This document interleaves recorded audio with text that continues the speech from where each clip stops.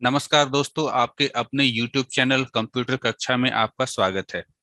आज के वीडियो में हम लोग NIOS क्लास 12 यानी कि NIOS के senior secondary course computer science, जिसका पेपर कोड है 330, उसका मॉड्यूल 3 देखने वाले हैं। मॉड्यूल 3 हम लोग आज से शुरू कर रहे हैं और मॉड्यूल 3 जो है वो है आपका प्रोग्रामिंग इन C++। चूंकि आपका जो रिटेन एग्जाम होता है उसमें आपका जो है मॉड्यूल 3 और मॉड्यूल 4 से जो है क्वेश्चन रहता है, ठीक है। इसीलिए हम लोग जो है सबसे पहले मॉड्यूल 3 को यहाँ पर शुरू कर रहे हैं। मॉड्यूल 3 है हमारा प्रोग्रामिंग इन C++। मॉड्यूल 3 का जो चैप्टर शुरू होता है वो शुरू होता है चैप्टर नंबर 12 से। इससे पहले जो चैप्टर नंबर 11 है या चैप्टर नंबर 10 है वो मॉड्यूल 2 के चैप्टर है। तो मॉड्यूल 3 का जो चैप्टर शुरू होता है यानी प्रोग्रामिंग इन C++ का जो चैप्टर शुरू होता है वो है आपका चैप्टर नंबर 12। यहाँ पर मैं आप लोगों को NIOS ने जो आपको बुक प्रोवाइड किया है, मैं उसी बुक से आप लोगों को सारा कुछ बताने वाला हूँ। बीच बीच में जहां भी प्रैक्टिकल्स आएगा हम लोग प्रैक्टिकल्स भी बारी बारी से करेंगे। तो सबसे पहले हम लोग चलिए शुरू करते हैं। इंट्रोडक्शन टू C++, है ना, chapter number 12, introduction to C++। आप यहाँ पर देख पा रहे हो इंट्रोडक्शन टू C++ में ये जो आप यहाँ पर एक पैराग्राफ देख रहे हो। स्टूडेंट्स क्या करते हैं कि इसको छोड़ देते हैं। जब वो बुक पढ़ने बैठते हैं तो वो शुरुआत का ये जो सेक्शन है इसको लोग छोड़ देते हैं कि क्या है पता नहीं। लेकिन इसमें बहुत चीज छुपा हुआ है, ठीक है। बहुत सारे MCQ है जो आपका इससे बन सकता है। वो मैं भी आपको बताता हूँ कैसे। सबसे पहले यहाँ पर देखिए क्या बताया गया है। बताया यहाँ पर गया है कि इन द प्रीवियस लेसन, यानी इससे पहले जो आपने लेसन पढ़ा था लेसन नंबर 11, उसमें आपने क्या सीखा था। उसमें आपने सीखा था ओपन सोर्स सॉफ्टवेयर के बारे में, ठीक है, कि ओपन सोर्स सॉफ्टवेयर क्या होता है। ओपन सोर्स सॉफ्टवेयर का मतलब होता है कि वो सॉफ्टवेयर जो कि आपका रेडली अवेलेबल हो, यानी कि आपको इंटरनेट पर आसानी से मिल जाता हो, जो फ्री हो, है ना, जो फ्री हो। अमूमन क्या होता है कि जो ओपन सोर्स सॉफ्टवेयर होते हैं वो फ्री होते हैं, वो उसके लिए आपको जो है कोई पैसा पे करना नहीं पड़ता है, उसको ओपन सोर्स सॉफ्टवेयर बोलते हैं। यहाँ पर कह रहा है कि in this lesson you will learn about C++ programming. इस चैप्टर में हम लोग जो है या इस लेसन में हम लोग जो है C++ प्रोग्रामिंग को सीखेंगे। यहाँ पर ये कहा गया है कि C++ क्या है। C++ is an extension to C programming language. C++ को C प्रोग्रामिंग लैंग्वेज का क्या कहा गया है, C प्रोग्रामिंग लैंग्वेज का एक्सटेंशन कहा गया, ठीक है, extension to C programming language आप यहाँ पर देख रहे हो, ठीक है। तो MCQ में कभी कभी आपको ऐसे क्वेश्चन पूछ सकता है कि बताइए कि C++ कौन से प्रोग्रामिंग लैंग्वेज का एक्सटेंशन है, ठीक है। C++ कौन से प्रोग्रामिंग लैंग्वेज का एक्सटेंशन है, तो आपको बताना पड़ेगा C प्रोग्रामिंग लैंग्वेज का एक्सटेंशन है। तो ये MCQ के लिए इंपॉर्टेंट है। दूसरा जो आपका यहाँ पर सवाल है वो ये है, जो यहाँ पर बात कहा गया है कि it was developed at AT&T Bell Laboratories in the early 1980 by Bazarne Stopstrap। अगर कोई पूछे कि इसके डेवलपर का नाम क्या है तो आप बताइएगा बाजार स्टॉपस्टॉप, ये इसके डेवलपर का नाम है। कहाँ डेवलप किया गया था, तो AT&T बेल लेबोरेटरीज में। It is a deviation from traditional procedure language in the sense that it follows object oriented programming approach. देखिए यहाँ पर दो तरह का प्रोग्रामिंग लैंग्वेज के बारे में बात हो रहा है। एक को कहा जा रहा है प्रोसीजरल लैंग्वेज और दूसरे को कहा जा रहा है हम लोगों का ऑब्जेक्ट ओरिएंटेड प्रोग्रामिंग लैंग्वेज। जो हमारा C प्रोग्रामिंग हुआ करता था, C प्रोग्रामिंग जो होता था वो होता था हमारा प्रोसीजरल लैंग्वेज, ठीक है। उसके बाद जो C++ है उसको क्या कहा गया है कि C++ जो है वो हमारा ऑब्जेक्ट ओरिएंटेड प्रोग्रामिंग लैंग्वेज है। अब देखिए इन दोनों में अंतर क्या है। इन दोनों में अंतर के लिए हम लोग इसके बाद वाला जो चैप्टर पढ़ेंगे, चैप्टर नंबर 13, वहां पर जानेंगे कि इन दोनों में अंतर क्या है, आपका प्रोसीजरल प्रोग्रामिंग लैंग्वेज और ऑब्जेक्ट ओरिएंटेड प्रोग्रामिंग लैंग्वेज। फिलहाल यहाँ पर ये जानिए कि C++ जो है वो ऑब्जेक्ट ओरिएंटेड प्रोग्रामिंग लैंग्वेज है ना, या ये कह सकते हैं कि प्रोसीजरल प्रोग्रामिंग लैंग्वेज से जो हमारा चेंजेस हुआ कि एक नया तरह का प्रोग्रामिंग लैंग्वेज आना चाहिए, that is object oriented programming language. तो C++ हमारा ऑब्जेक्ट ओरिएंटेड प्रोग्रामिंग लैंग्वेज है।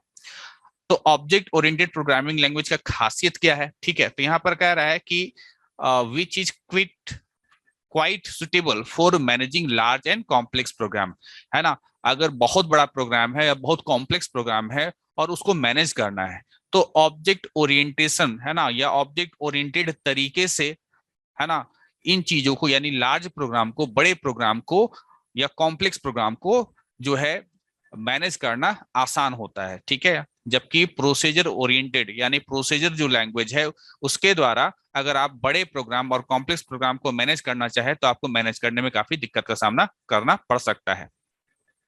तो इस पैराग्राफ में हमने कुछ इंपॉर्टेंट सा चीज देखा, ठीक है, कि सी प्लस प्लस किस प्रोग्रामिंग लैंग्वेज का एक्सटेंशन था।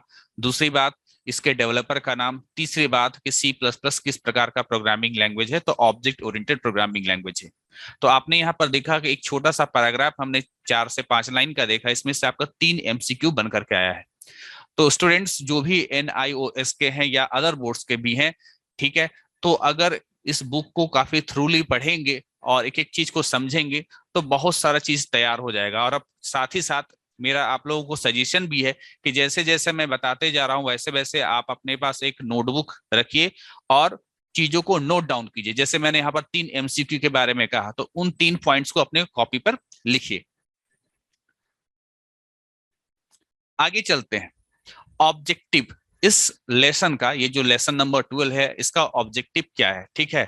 इसको भी लोग छोड़ देते हैं, है ना, कि ये जरूरी चीज नहीं है, ये एग्जाम में नहीं आएगा, ऐसा सोच करके। नहीं, बुक को जो है काफी ध्यान से पढ़िएगा, कहीं ना कहीं कुछ ना कुछ ऐसा चीज जरूर होगा जो आपको काम आ जाता है। जैसे ऑब्जेक्टिव क्या बोल रहा है कि इस बुक को पढ़ने के पास, बुक नहीं, इस लेसन को पढ़ने के बाद आप क्या जानेंगे, आप ये जानेंगे कि सी प्लस प्लस में कैरेक्टर सेट क्या होता है, सी प्लस प्लस में टोकन क्या होता है, और बेसिक डेटा टाइप क्या होता है। इसके बाद आप यहाँ पर इस लेसन को पढ़ने के बाद आप ये जानेंगे, explain the utility of different types of operators used in C plus plus. C plus plus में डिफरेंट टाइप्स के ऑपरेटर्स होते हैं, उनका क्या यूज है वो आप जानेंगे इस लेसन को कंप्लीट करने के बाद। अगला है identify the difference between implicit और एक्सप्लिसिट कन्वर्जन। इम्प्लिसिट और एक्सप्लिसिट कन्वर्जन क्या होता है ये आप जान पाएंगे। फिर अगला है explain about input output stream supported by C plus plus. C plus plus द्वारा इनपुट आउटपुट स्ट्रीम्स कौन कौन से हैं।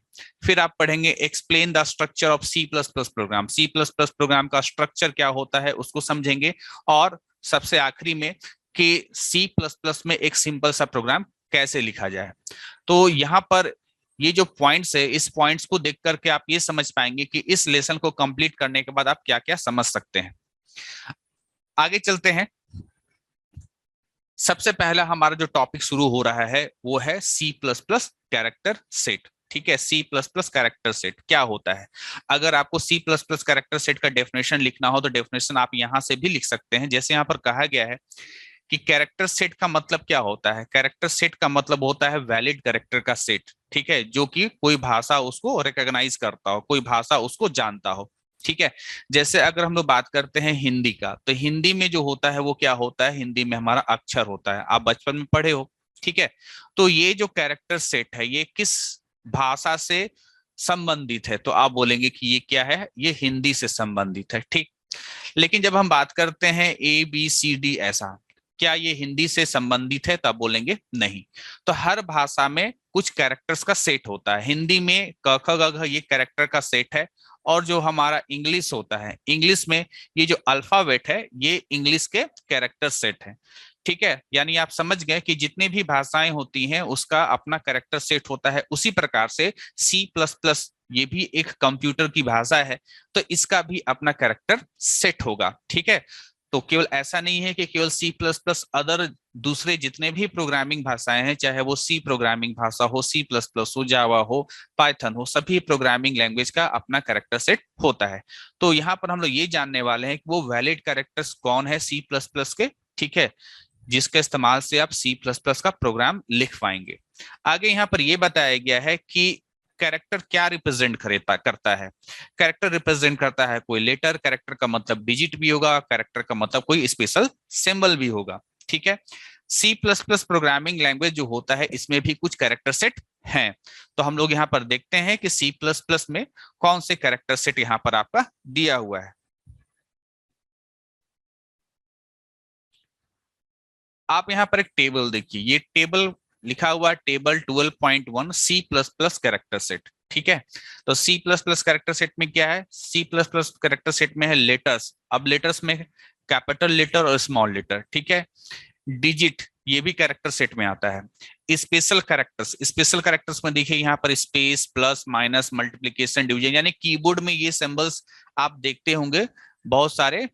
की जो बटन होते हैं उसमें आपका ये प्रिंट किया हुआ मिलता है, इसको हम लोग स्पेशल कैरेक्टर बोलते हैं। तो ये भी C plus plus character set है।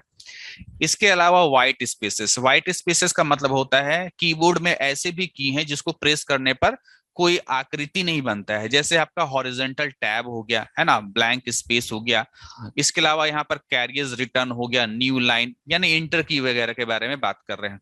तो ये सभी क्या है, व्हाइट स्पेसेस है। तो इसको भी हम लोग जो है, ये भी क्या है, ये भी C plus plus character set है, क्योंकि इनका इस्तेमाल भी हम लोग सी प्लस प्लस में प्रोग्राम को लिखने के दौरान करते हैं। अब हम लोग आते हैं और बात करते हैं बेसिक डेटा टाइप्स का। ठीक है, देखिए डेटा टाइप्स क्या होता है, पहले तो आपको उसको समझना पड़ेगा। डेटा तो आपको समझ में आता है, जैसे कि अगर कोई स्टूडेंट है तो स्टूडेंट का क्या, स्टूडेंट का रोल नंबर एक डेटा है। ठीक है, जैसे रोल नंबर क्या हो गया उसका 27 हो गया।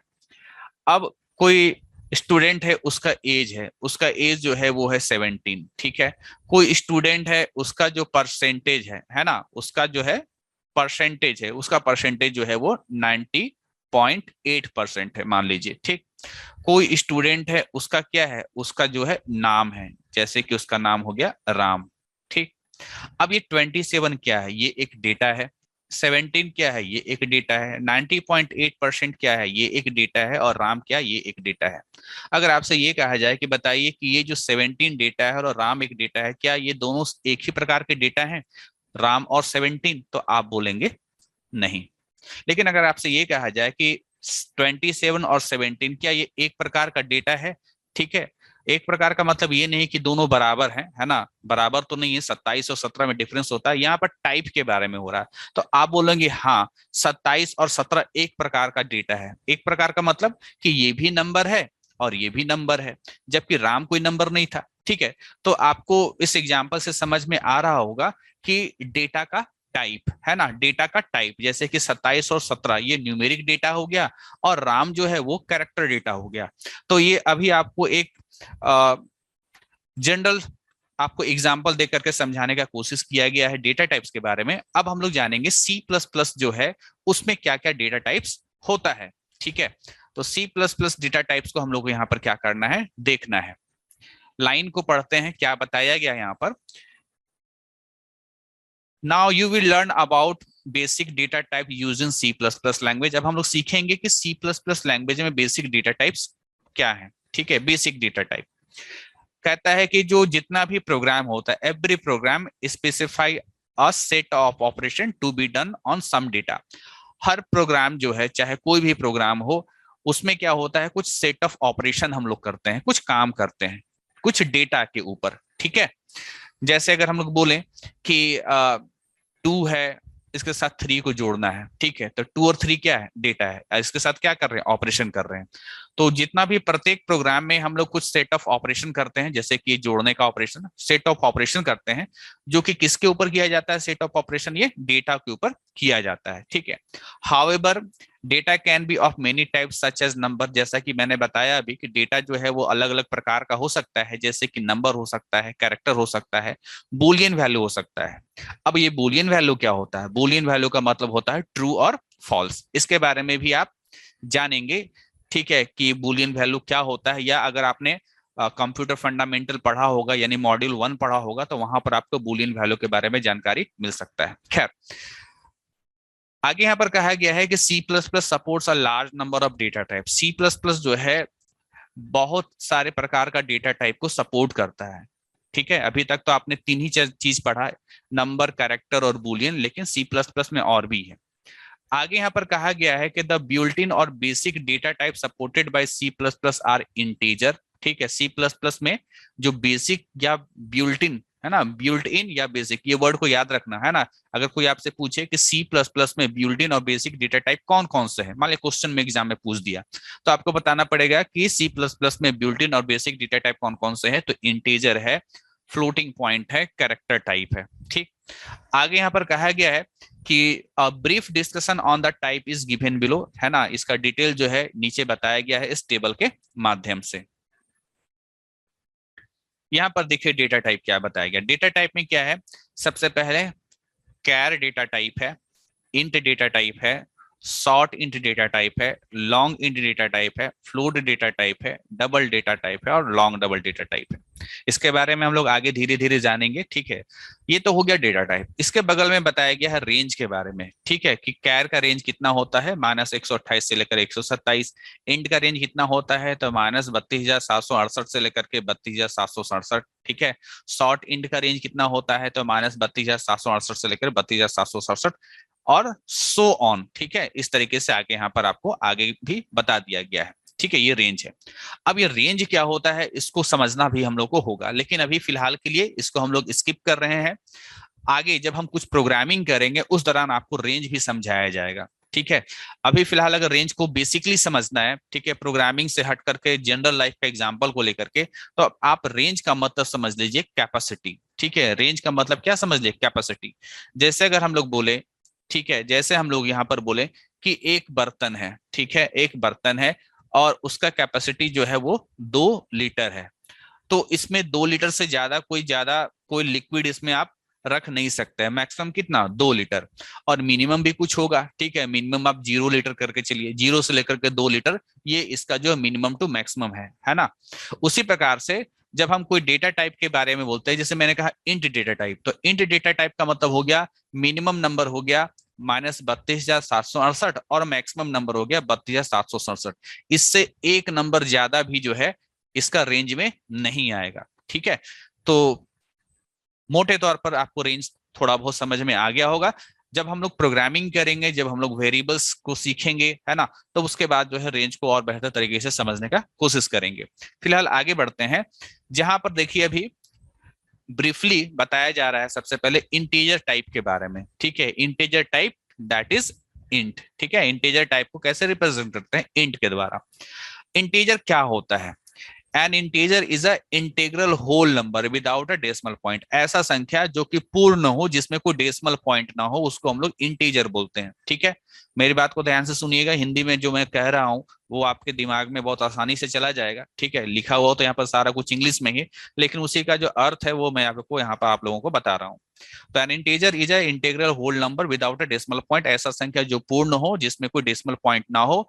ये जो नंबर है, दिस नंबर्स है ना, इसका यूज काउंटिंग के लिए होता है। ठीक है, काउंटिंग के लिए, से काउंटिंग होता है, तुम लोग ऐसे काउंट करते हैं ना, 1 2 3 4, 1 2 3 4, इस तरह से गिनते हैं। तो गिनती के लिए होता है इन नंबर्स का इस्तेमाल, यानी इंटीजर का।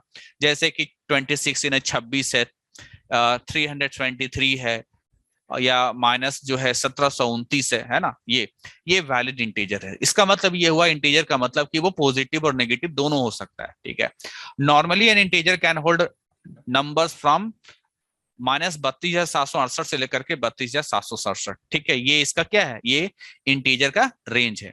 However if the need be a long integer, long it can also be used to hold integer from this range to this range. यानी अगर आपको बहुत बड़ा संख्या को स्टोर करना है तो आपको जो है इंट से काम नहीं चलेगा, फिर आपको जो है लॉन्ग इंट का इस्तेमाल करना पड़ेगा। ठीक है, तो ये अगेन आपको बता रहा हूं कि ये रेंज का मतलब क्या है। जब हम प्रोग्रामिंग करेंगे उसके बाद आपको प्रोग्रामिंग के दौरान समझा दिया जाएगा कि यहाँ पर रेंज का मतलब है क्या। आगे चलते हैं, फ्लोटिंग पॉइंट टाइप, जिसको हम लोग फ्लोट बोल रहे हैं।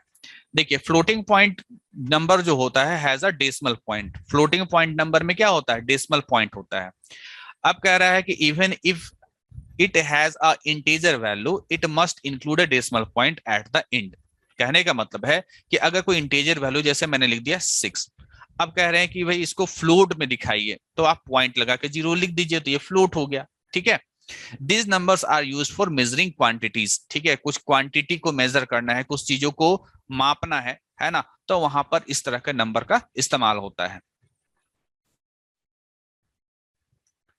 Example of valid floating point numbers are, यहाँ पर लिखा है 27.4, फिर यहाँ पर लिखा है -9 927 पॉइंट, फिर यहाँ पर लिखा हुआ है 40.03। ठीक है, तो ये हो गया आपका फ्लोटिंग पॉइंट नंबर्स का कुछ एग्जाम्पल। आगे यहाँ पर कह रहा है कि जो फ्लोट टाइप का जो डेटा होता है वो कितना नंबर को होल्ड कर सकता है, तो 3.4 इंटू 10⁻38 टू 3.4 इंटू 10⁻+38, ये इसका क्या है, ये फ्लोट का रेंज है, ठीक है, विथ 6 और 7 डिजिट ऑफ प्रिसिशन, 6 और 7 डिजिट ऑफ प्रिसिशन, यानी दशमलव के बाद 6 स्थान तक या 7 स्थान तक। However, for more precision, a double precision type double can be used to hold number from 1.7 into 10 to the power minus 308 to 1.7 into 10 to the power 308।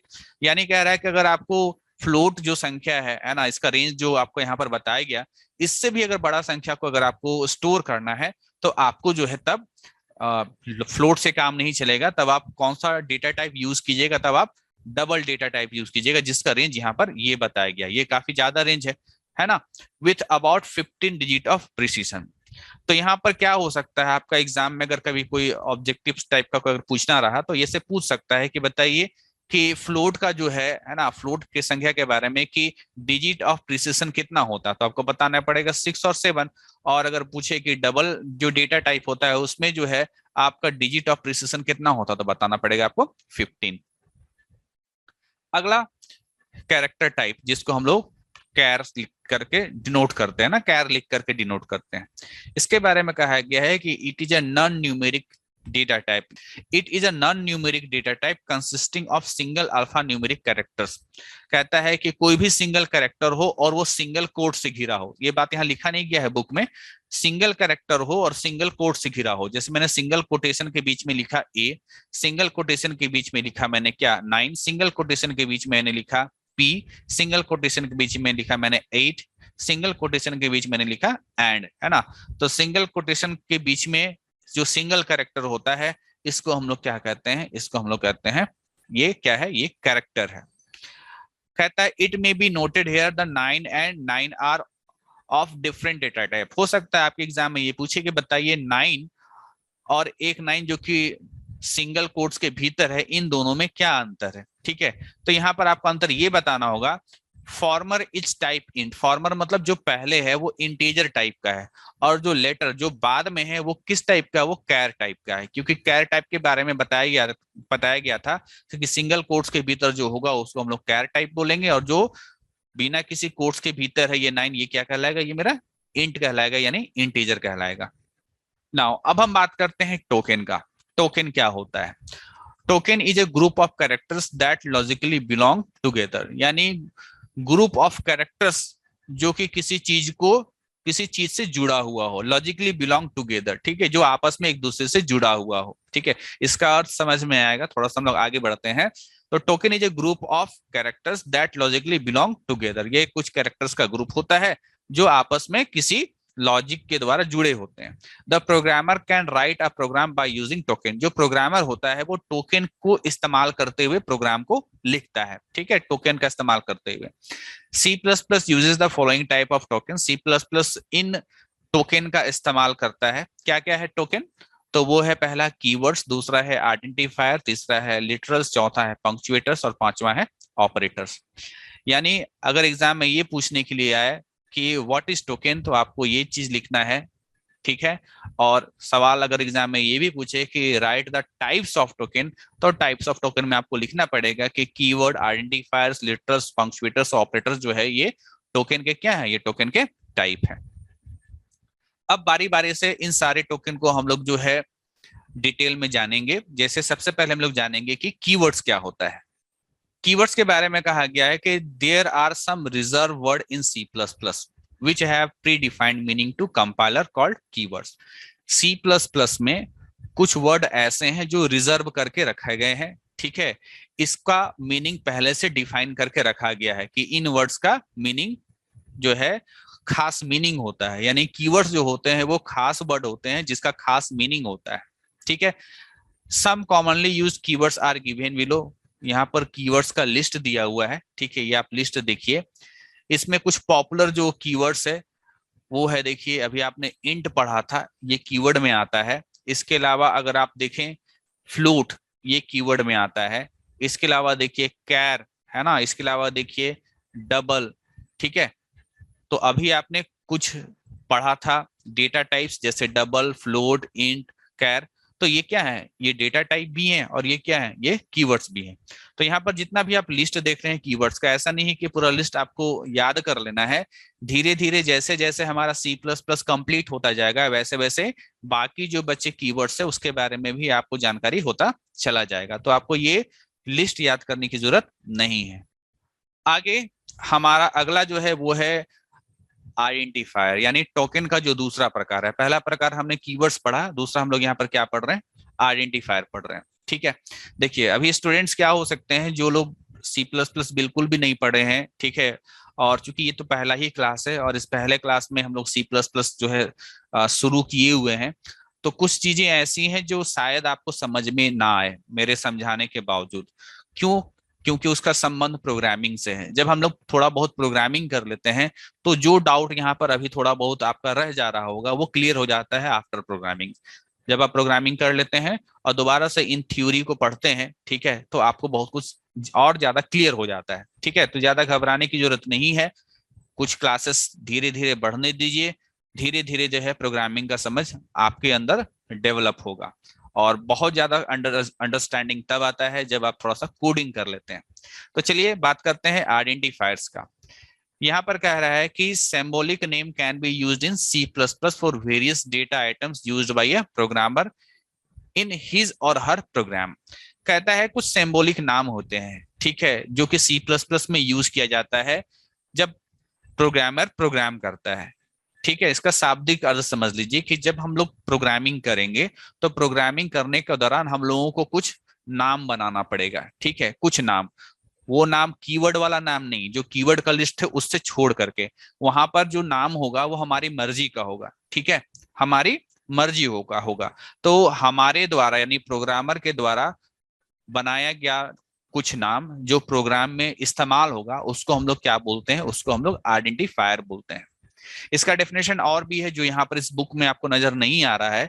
जैसे हम लोग कहते हैं the name of variable, class, array, function, pointer is called identifier. अब इस definition को तो मैंने पढ़ दिया, डेफिनेशन को पढ़ने के बाद जब मैंने यहाँ पर वर्ड इस्तेमाल किया कि द नेम ऑफ वेरिएबल, अब वेरिएबल आपको नहीं मालूम, द नेम ऑफ एरे, अब एरे आपको नहीं मालूम, तो अभी वो डेफिनेशन को बोल के भी कोई फायदा नहीं है, क्योंकि वेरिएबल को समझने के लिए टाइम चाहिए कम से कम 5 से 10 मिनट का। एरे को समझने के लिए पूरा एक एरे नाम का एक चैप्टर होता है, फंक्शन को समझने के लिए फंक्शन नाम का एक चैप्टर होता है।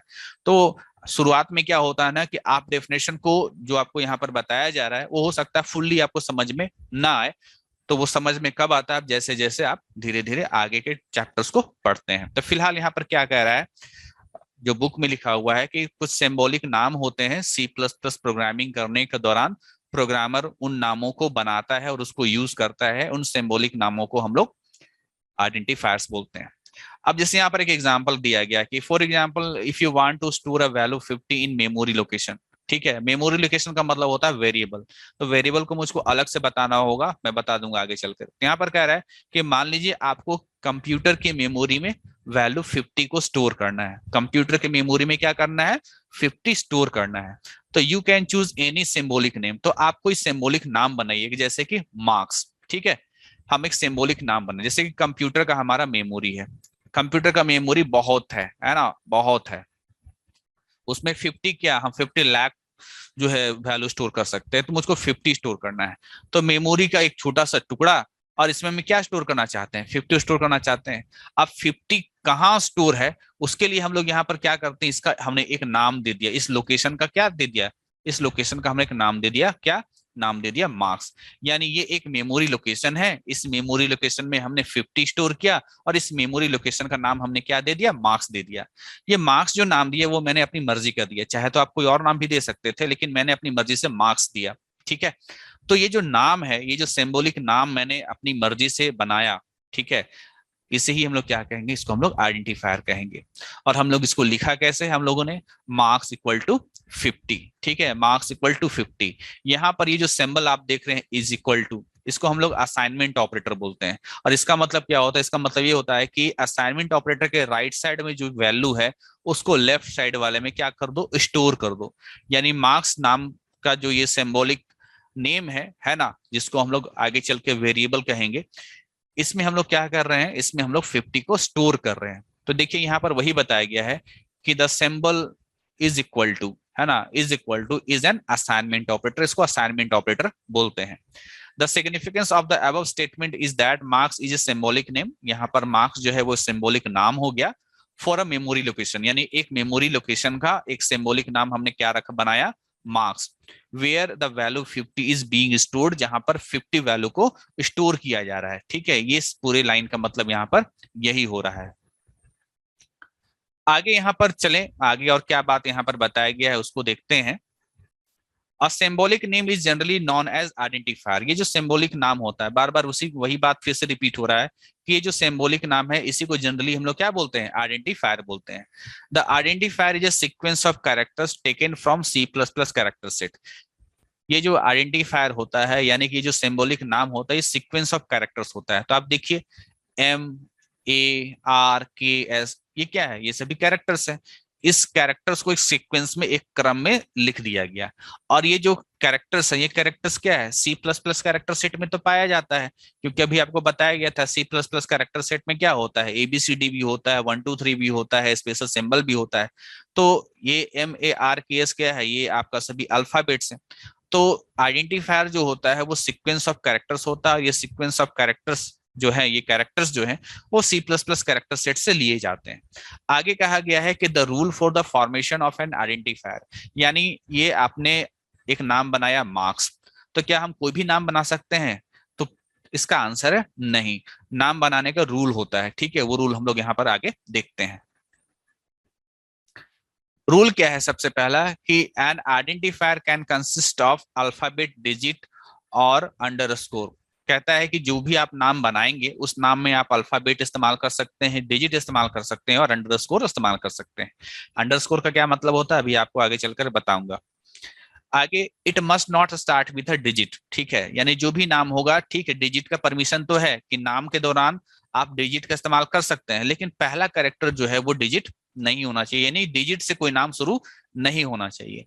यानी अगर मैंने यहाँ पर लिखा एज 20, ये सिंबॉलिक नाम यानी आइडेंटिफायर हो सकता है, लेकिन अगर मैंने लिख दिया 25 एज, ये नहीं हो सकता, ये हो सकता है, ये नहीं हो सकता। यानी जो आपका आइडेंटिफायर है उसका जो स्टार्ट होना चाहिए वो डिजिट से स्टार्ट नहीं होना चाहिए। C plus plus is case sensitive, कभी कभी एग्जाम में ये सवाल पूछता है भी है कि केस सेंसिटिव का मतलब क्या होता है। ठीक है, तो C plus plus case sensitive है। Upper case and lower case letters are considered different from each other. देखिए, आप जानते हो कैपिटल लेटर और स्मॉल लेटर, तो सी प्लस प्लस में कैपिटल लेटर के लिए वर्ड इस्तेमाल होता है अपर केस, और सी प्लस प्लस में स्मॉल लेटर के लिए एक इस्तेमाल होता है क्या, वर्ड लोअर केस। तो कैपिटल लेटर के लिए अपर केस और स्मॉल लेटर के लिए लोअर केस। तो सी प्लस प्लस ये बोलता है कि कैपिटल लेटर में लिखा गया चीज और स्मॉल लेटर में लिखा गया चीज, सेम चीज को सी प्लस प्लस अलग अलग मानता है। जैसे अगर मैंने लिख दिया कैपिटल AGE एज और यहाँ पर लिखा AGE एज, तो सी प्लस प्लस की नजर में क्या है, दोनों डिफरेंट है। ये अलग आइडेंटिफायर हो गया, ये अलग आइडेंटिफायर हो गया। इसी चीज को यहाँ पर क्या कहा जा रहा है, इसी चीज को यहाँ पर कहा जा रहा है केस सेंसिटिव। ठीक है, तो यहाँ पर कह रहा है it may be noted that total and total, वही एग्जांपल देखिए बता रहे हैं, यहाँ पर सारा कैपिटल है, यहाँ पर स्मॉल है। These two are two different identifiers name, ये दोनों दो अलग आइडेंटिफायर्स नेम कहे जाएंगे। आगे कह रहा है it should not be reserved word यानी कीवर्ड्स, यानी आइडेंटिफायर का मतलब ये नहीं है कोई भी नाम, ये नहीं कि हम इंट लिख दिए और बोल दिए कि ये क्या है, कि ये आइडेंटिफायर है। नहीं, आप किसी कीवर्ड को आइडेंटिफायर के रूप में इस्तेमाल नहीं कर सकते हैं। आगे चलते हैं, लिटरल्स। लिटरल्स का मतलब क्या होता है, लिटरल्स का मतलब होता है कांस्टेंट, यानी लिटरल्स को हम लोग कांस्टेंट भी कहते हैं। ठीक है, डेफिनेशन क्या है, literals are data items that never change their value during the program execution. ठीक है, यानी लिटरल्स वो वैल्यू होते हैं, वो डेटा आइटम होते हैं, वो वैल्यू होते हैं या डेटा आइटम होते हैं जो अपना वैल्यू को चेंज नहीं करता है प्रोग्राम रन करने के दौरान। अब प्रोग्राम रन करने का दौरान ये तो आपको तब समझ में आएगा जब हम लोग प्रोग्राम रन करा करके देखेंगे, तब ये लिटरल्स का ये जो डेफिनेशन है एक्चुअली तब वहां पर अच्छी तरीके से समझ में आता है। फिलहाल आप इस डेफिनेशन को याद कर लें कि लिटरल्स वो डेटा आइटम होता है जो अपना वैल्यू को चेंज नहीं करता है प्रोग्राम रन करने के दौरान। The following types of literals are available in C plus plus. C plus plus में लिटरल्स के प्रकार कौन कौन से हैं? Integer constant, character constant, floating constant और स्ट्रिंग कांस्टेंट। यहाँ पर स्टूडेंट कंफ्यूज नहीं करेंगे। अभी हमने इंट नाम का डेटा टाइप पढ़ा था, कैर नाम का डेटा टाइप पढ़ा था, फ्लोट नाम का डेटा टाइप पढ़ा था, ठीक है। तो डेटा टाइप एक अलग चीज हो गया और कांस्टेंट ये थोड़ा सा डिफरेंट चीज हो गया, ठीक है। तो integer constant, character constant, floating constant और स्ट्रिंग कांस्टेंट कुछ हद तक ये आपको सिमिलर भी लगेगा, लेकिन जैसे आप प्रोग्रामिंग करेंगे आगे चलकर के इसमें थोड़ा डिफरेंस भी समझ में आएगा। तो कुछ हद तक ये सिमिलर भी है, कुछ हद तक ये आपका डिफरेंट भी है। तो प्रोग्रामिंग करेंगे तब समझ में आएगा। यहां पर बस इतना समझ लीजिए, लिटरल्स का मतलब क्या होता है? डेटा आइटम, यानी कि कोई वैल्यू। अब बारी बारी से समझते हैं। यहाँ पर सबसे पहले यहाँ पर कहा गया है इंटीजर कांस्टेंट के बारे में। इंटीजर कांस्टेंट क्या होता है? इंटीजर कांस्टेंट होल नंबर को बोलते हैं, ठीक है। आप बोलेंगे कि सर आप इंट डेटा टाइप जब बता रहे थे तो वहां पे कुछ ऐसा ही बोल रहे थे, होल नंबर जिसमें कोई फ्रैक्शनल पार्ट यानी डेसिमल पॉइंट नहीं लगता हो। तो ठीक है, डेफिनेशन कुछ मिलता जुलता है, लेकिन आपको डिफरेंसेस आपको बार बार बता रहा हूं, जब प्रोग्रामिंग करेंगे तो डिफरेंसेस तब समझ में आएगा। तो फिलहाल पढ़ते हैं इसको। Integer constant are whole number without any fractional part. कोई फ्रैक्शनल पार्ट नहीं होना चाहिए। It may contain either positive और नेगेटिव साइन, यानी पॉजिटिव भी हो सकता है और नेगेटिव भी हो सकता है। बट डेसिमल पॉइंट और comma does not appear in any integer. लेकिन डेसिमल पॉइंट या कॉमा जो होगा वो आपका इंटीजर में नजर नहीं आना चाहिए। C plus plus allows three types of integer constant. C plus plus में इंटीजर कांस्टेंट कितने प्रकार के होते हैं? तीन प्रकार के होते हैं। डेसिमल इंटीजर जिसका बेस 10 होता है, ऑक्टल इंटीजर जिसका बेस 8 होता है और हेक्साडेसिमल इंटीजर जिसका बेस 16 होता है। अब देखिए, ये ऑक्टल क्या है या हेक्साडेसिमल क्या है या डेसिमल क्या है, ये आपको तब समझ में आएगा अगर आपने मॉड्यूल 1 पढ़ा होगा, ठीक है। मॉड्यूल 1 में जो है नंबर सिस्टम है, नंबर सिस्टम में आपको पढ़ने को मिलेगा कि decimal number system, octal number system. तो वहां से वो कंसेप्ट जिनको मालूम होगा उनको इस चीज को समझने में आसानी होगा। फिलहाल के लिए आप इसको याद कर लीजिए कि इंटीजर कांस्टेंट कितने प्रकार का होता है? 3 प्रकार का होता है। हो सकता है ये एग्जाम में सवाल हो कि बताइए सी प्लस प्लस में इंटीजर कांस्टेंट कितने प्रकार का होता है और उनका बेस बताइए। तो लिखना होगा 3 प्रकार का होता है, decimal integer, octal integer, hexadecimal integer. और उनका बेस क्रमशः दिया हुआ है, डेसिमल का बेस 10, ऑक्टल का बेस 8 और हेक्साडेसिमल का बेस 16। अब यहाँ पर थोड़ा सा डिफरेंस समझ लेना है। डेसिमल इंटीजर कांस्टेंट किस तरह का संख्या को बोलते हैं? तो बोलता है it consist of sequence of digit and should not begin with zero. कोई भी संख्या आप बना लीजिए, जीरो से शुरू नहीं होना चाहिए, ठीक है। जीरो से शुरू नहीं होना चाहिए। जैसे मैंने लिखा 124 या -169, या मैंने लिखा प्लस में 108, ठीक है। तो ये क्या है? ये हमारा डेसिमल इंटीजर का एग्जांपल है। ऑक्टल इंटीजर किसको बोलते हैं? तो कहता है it consist of sequence of digit starting with zero, यानी जीरो से शुरू होना चाहिए, ठीक है। यानी नंबर के आगे जीरो होना चाहिए, तो 014 012। यहाँ पर एक बात नहीं लिखा हुआ जिसको आप ख्याल रखिएगा। ऑक्टल इंटीजर कांस्टेंट का मतलब होता है 0 से लेकर के 7 इन्हीं डिजिट का इस्तेमाल होना चाहिए, ठीक है। 8 और 9 इसका इस्तेमाल नहीं होना चाहिए। जैसे यहाँ पर अगर 014 लिखा हुआ, अगर यहाँ पर 018 लिखा होता तो ये ऑक्टल इंटीजर नहीं कहलाता। ऑक्टल इंटीजर में 8 और 9 डिजिट का परमिशन नहीं होता। ये बात यहाँ पर लिखा हुआ नहीं है, लेकिन जानकारी के लिए रख लीजिए। हेक्साडेसिमल इंटीजर कांस्टेंट, ठीक है। अब यहाँ पर बुक में इसलिए भी शायद जानकारी वे या बुक में इसलिए भी यहाँ पर नहीं लिखा हुआ होगा क्योंकि नंबर सिस्टम के बारे में आपको मॉड्यूल पिछले मॉड्यूल में पढ़ाया गया था, इसलिए यहाँ पर ज्यादा कुछ लिखा नहीं गया है। तो देखिए आगे चलते हैं। हेक्साडेसिमल इंटीजर कांस्टेंट के बारे में कहता है कि कोई भी संख्या है ना, it consist of sequence of digit preceded by, it consisting of sequence of digit preceded मतलब पहले ये आपका 0x लगा रहना चाहिए पहले, है ना, 0x। जैसे 0xd 0xc, है ना। तो इसको क्या कहेंगे? ये कहलाएगा, कैसा संख्या कहलाएगा? इसको कहेंगे हम लोग हेक्साडेसिमल इंटीजर कांस्टेंट।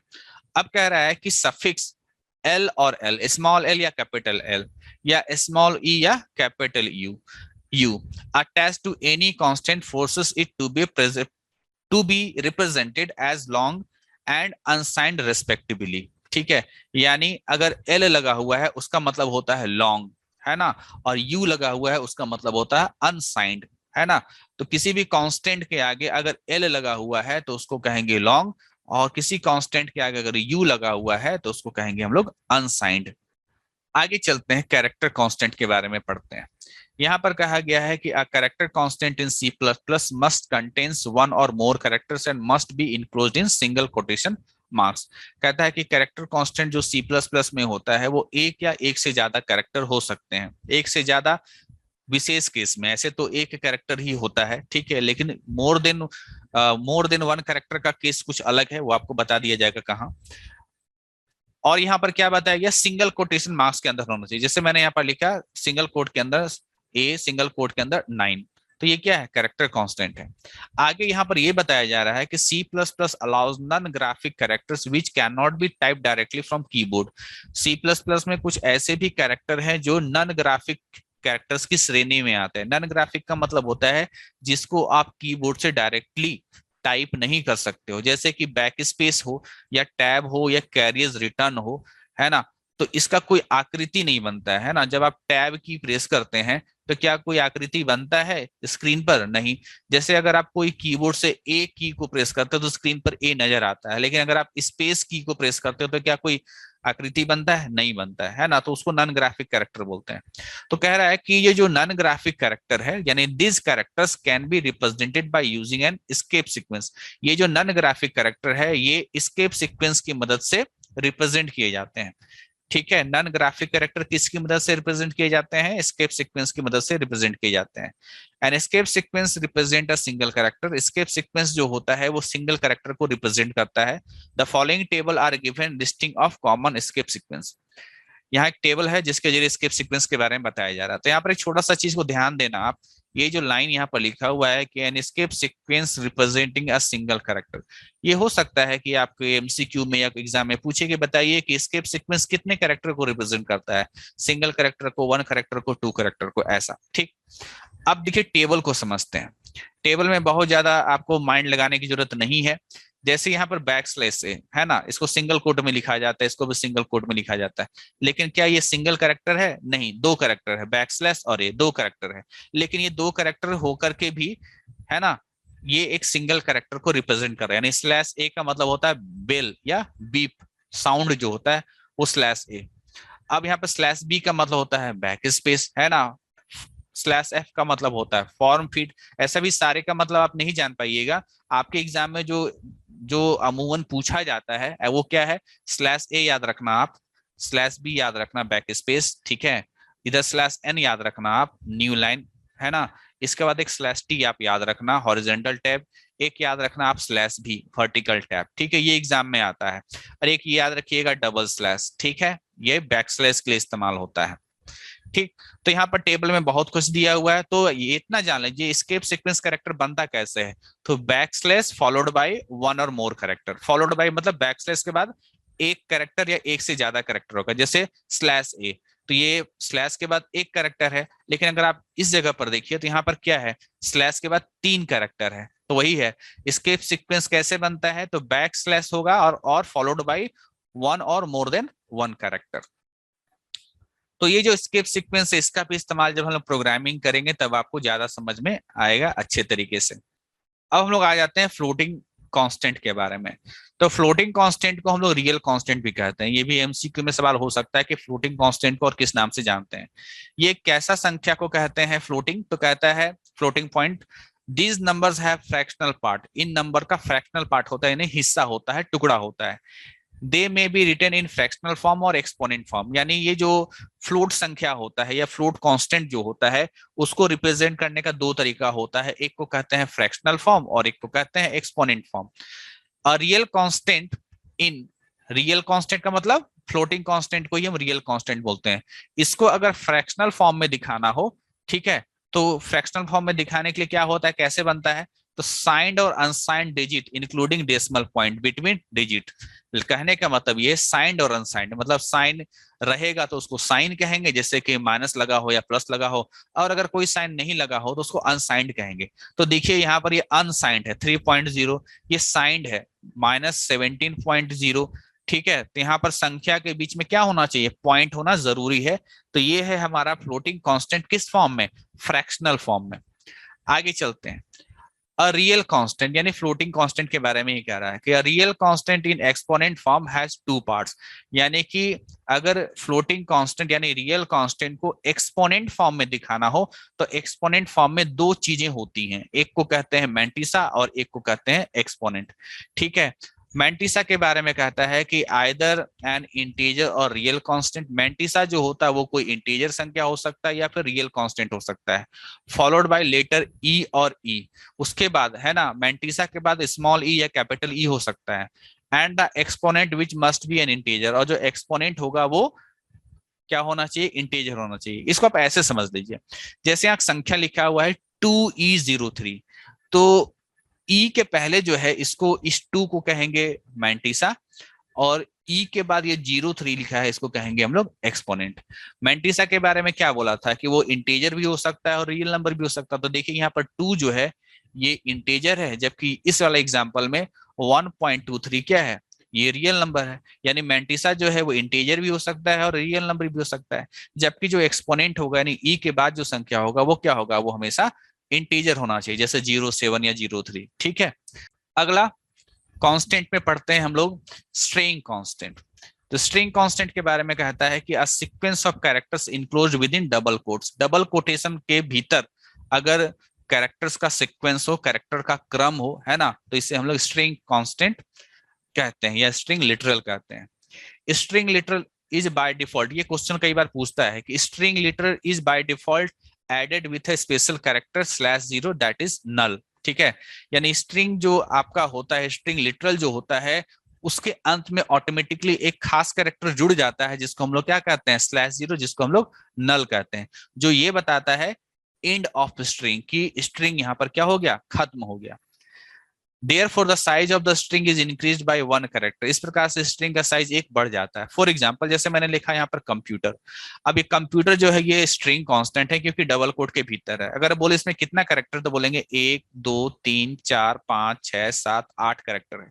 लेकिन जैसा बताया गया था कि स्ट्रिंग जो आपका कांस्टेंट होता है या स्ट्रिंग जो लिटरल्स होता है उसके बाद ऑटोमेटिकली /0, ये /0 को इसको 2 कैरेक्टर नहीं गिनेंगे, इसको 1 कैरेक्टर गिनेंगे, /0 ये एस्केप सीक्वेंस है ना, इसको 1 कैरेक्टर गिना जाएगा, तो ये ऑटोमेटिकली जुड़ जाता है स्ट्रिंग कांस्टेंट के साथ। आपको दिखाई नहीं देगा, आप तो लिखेंगे तो कंप्यूटर ही, लेकिन मेमोरी में ये /0 ऑटोमेटिकली क्या होता है, जुड़ जाता है। तो इस प्रकार से जो कंप्यूटर जो है इसका साइज 8 था, है ना, 8 कैरेक्टर हो गया, तो यहाँ पर /0 को मिलाकर टोटल क्या हो गया, 9। यानी आपके कंप्यूटर के मेमोरी में कितने कैरेक्टर स्टोर हुए, 9। एक 8 जो है वो आपका कंप्यूटर और /0 मिला करके 9।